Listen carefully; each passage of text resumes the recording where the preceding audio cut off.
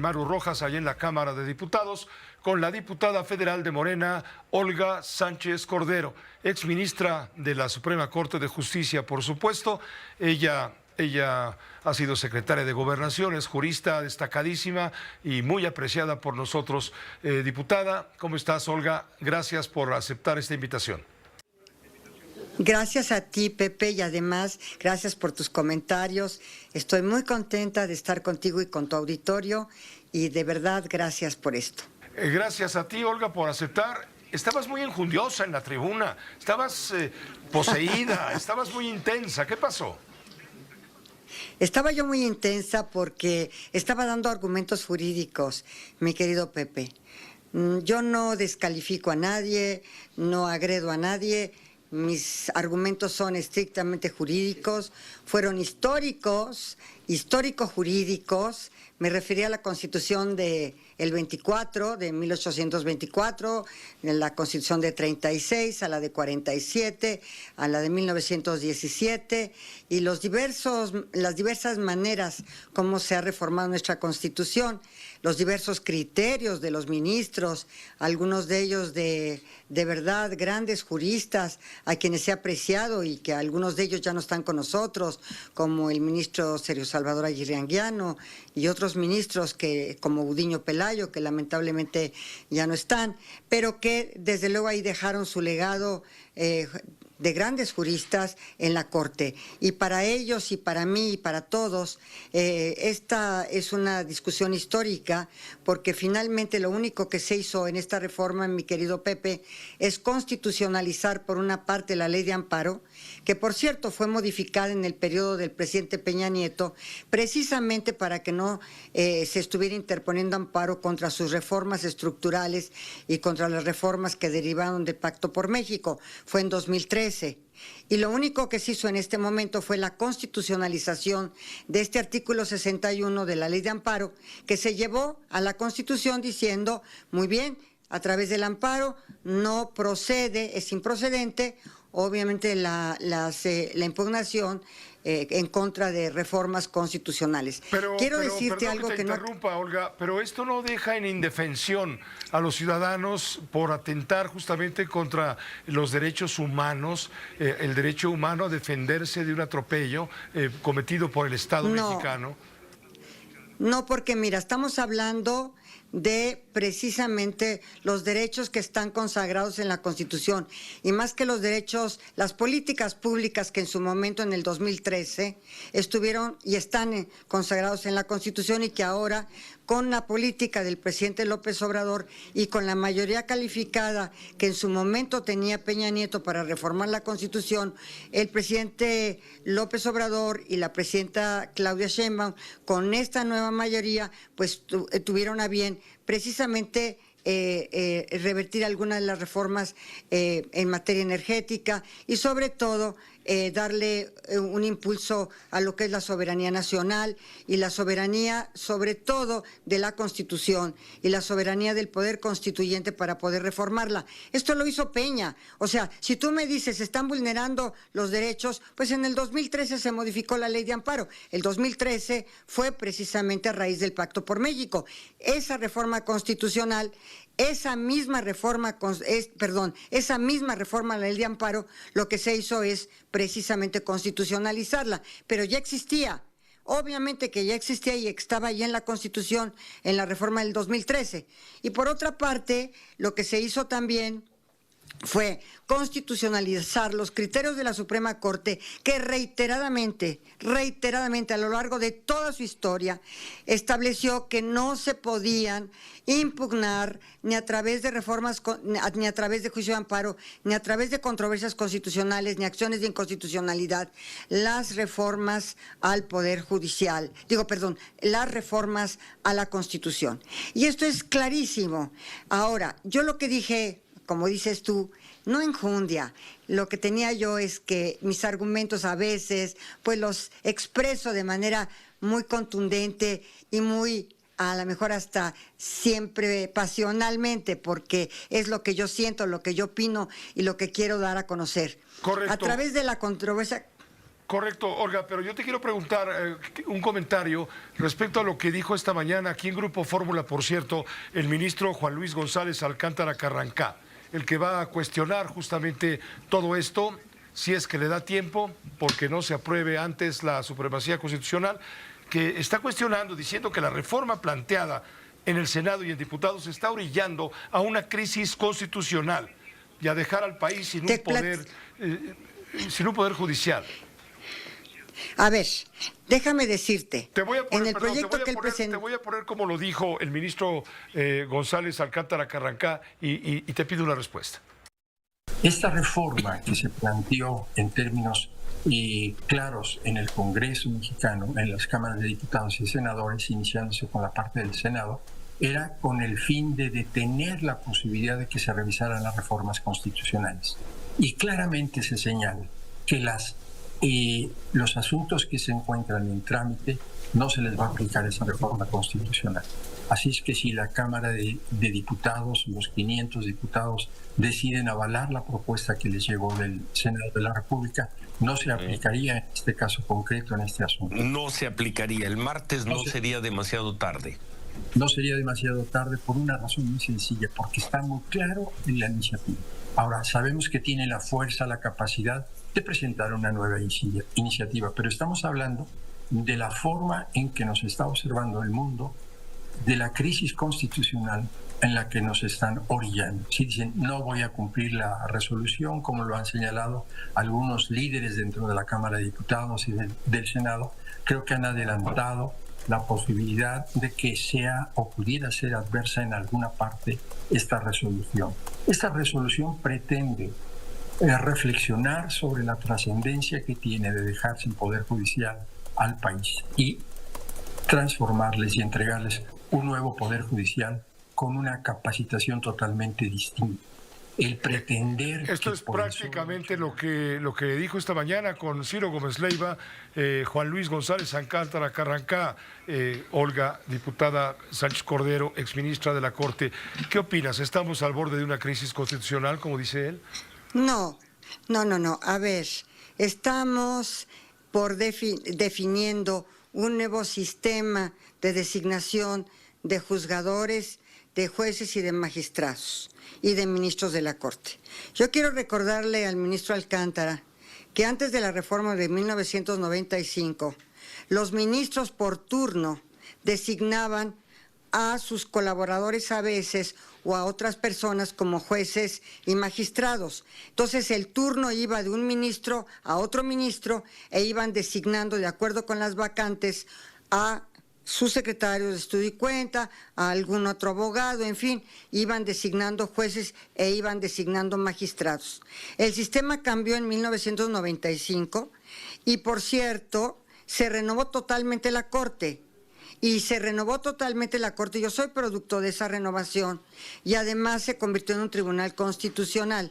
Y quiero decirte algo, hoy entonces sí se implementó una carrera judicial para la designación de jueces y de magistrados.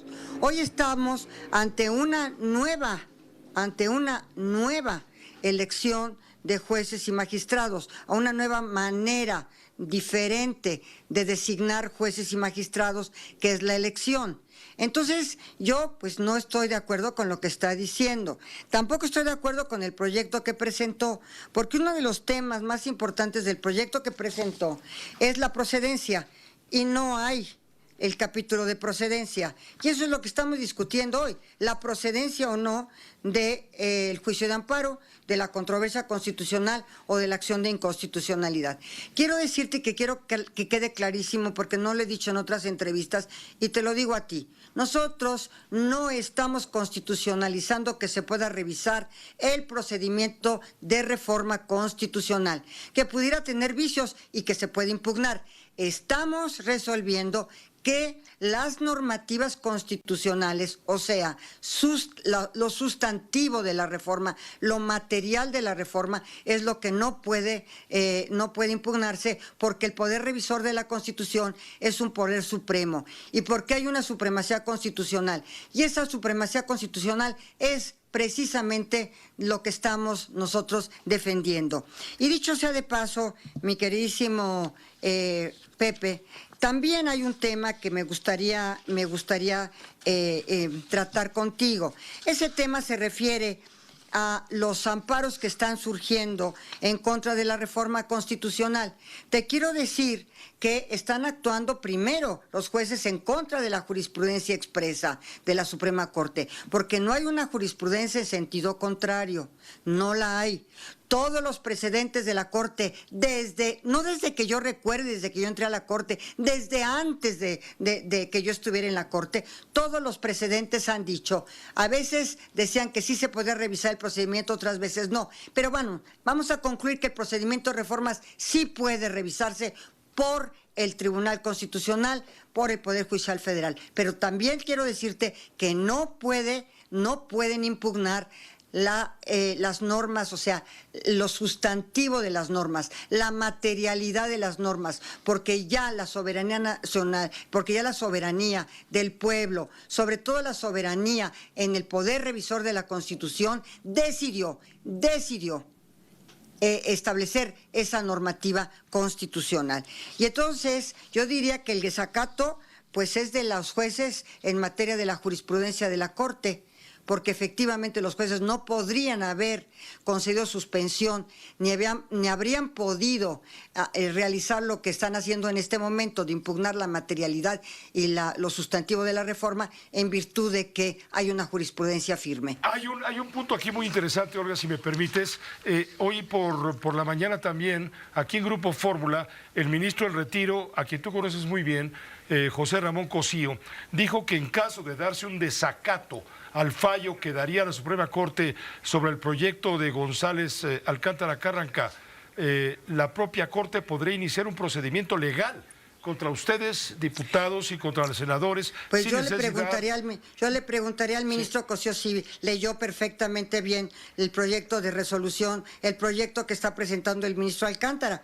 Es un proyecto salomónico, es un proyecto político, no es un proyecto jurídico, porque imagínate, por una parte invalida la reforma, es decir, en relación a los jueces y magistrados, y por otra parte valida la reforma que establece la renuncia o el tema de que los ministros no pueden continuar, ¿no? Hasta el 25. Entonces, bueno, a ver, es como decirte, mira, en esta reforma parte está bien y parte está mal, cuando fue toda la reforma conjuntamente. Porque en una parte dice, lo de los ministros, ok, está bien, nos vamos. Y por otra, y además se reforma el poder, la Suprema Corte a 9 ministros, a otro plazo determinado para que estén en la Corte, en fin. Y por otra parte dice, no, pero lo de los jueces y lo de los magistrados no. Entonces, ¿cómo es posible? ¿Es la misma reforma? Entonces, en una parte sí y en otra parte no. Pero aparte no se hace cargo de la procedencia, que es lo más importante. ¿Dónde está la procedencia de esta reforma? Digo, de este proyecto de resolución. Entonces, la verdad de las cosas, yo pues en un principio dije, pues sí es un tema que está presentando él político, salomónico, pero jurídicamente hablando, pues la verdad de las cosas es que no tiene un sustento, o cuando menos un sustento tradicional. En caso de que hubiera una sentencia de la Corte en contra de la reforma al Poder Judicial y no lo acatara el Poder Legislativo, la Presidencia de la República, habría entonces un desacato y entraríamos entonces sí en una crisis. Es que no estamos hablando del Poder Legislativo, estamos hablando del Poder Constituyente. Correcto. Que es muy distinto. Correcto. Correcto, es el poder constituyente. Entonces, Pero esto es te pregunto todo esto porque esto ha derivado, esto de la supremacía constitucional, ha derivado en entender que Morena, aprovechando su peso específico legislativo y desde el Ejecutivo, están sometiendo al Poder Judicial en algo que ya no huele a democracia, sino más bien empieza a oler a dictadura o a tiranía o autocracia en el mejor de los casos. no, mira, yo creo que este es un discurso totalmente ajeno a esto, por una razón muy importante, porque así como llegó el presidente Peña Nieto y realizó sus reformas constitucionales en materia de energía y realmente altamente privatizadoras, sí, con las 2/3 partes del Congreso Federal y con la mayoría de las legislaturas de los estados, así entonces llega alguien que tiene una cosmovisión distinta de país, como es el presidente López Obrador, que es nacionalista, que eso yo lo comparto, y que recupera la rectoría del Estado en sectores tan importantes como el que está recuperando. Y yo nunca había visto, mi querido Pepe, 500 suspensiones a las obras insignes del presidente López Obrador. Ni había visto tampoco... Si estamos en eso hablando jurídicamente, yo nunca había visto que un juez de distrito, por ejemplo, concediera una suspensión con efectos generales de una ley general expedida por el Congreso de la Unión, como fue la Ley de Hidrocarburos, y que sinceramente entonces invade las competencias del Poder Legislativo. Pues ¿para qué el Poder Legislativo emite las normas y expide las normas y las leyes si en un momento dado un juez de distrito le va a suspender, imagínate, con una suspensión provisional, los efectos generales de esa ley y con efectos generales la suspensión, es decir, para todo el país? Jamás se había visto eso. La técnica de amparo no da para eso, como tampoco la técnica de las controversias constitucionales en la ley reglamentaria contra ley. Se está también concediendo suspensiones de leyes generales cuando la ley reglamentaria del 105 lo prohíbe expresamente. Entonces, bueno, ¿dónde estamos? ¿En dónde estamos parados? Olga Sánchez Cordero, permíteme una pregunta final. ¿Se van a hacer los comités de selección para aquellos que aspiren a ser candidatos a los puestos judiciales de elección? Pero resulta que estos comités están siendo integrados tanto en la Cámara, tanto en el Poder Legislativo, como sobre todo en el Poder Legislativo, como en el Poder Judicial, se están integrando con gente afín a Morena. Finalmente, entonces, quienes resulten electos, jueces, magistrados o ministros de la Suprema Corte, a elegir en junio una parte, en 2027 otra parte, van a ser todos quienes se la van a deber a Morena y van a calificar los mismos de Morena. Es decir, se está rompiendo el diálogo, se está rompiendo la posibilidad de democracia, de discusión y de debate. Es lo que se está criticando mucho a Morena, que se agandalló todo el pastel y no le quiere dar la oportunidad a quienes son opositores a Morena, que también cuentan como mexicanos. Mira, Pepe, aquí hay una larga historia de todo esto. Hay una larga historia porque incluso tú sabes perfectamente que en la designación de comisionados del INAI, de comisionados de la Comisión Federal de Competencia, de telecomunicaciones, etcétera, los partidos políticos, o sea, el PRI y el PAN, se ponían de acuerdo. Incluso coloquialmente se hablaba de designación de cuotas y cuates.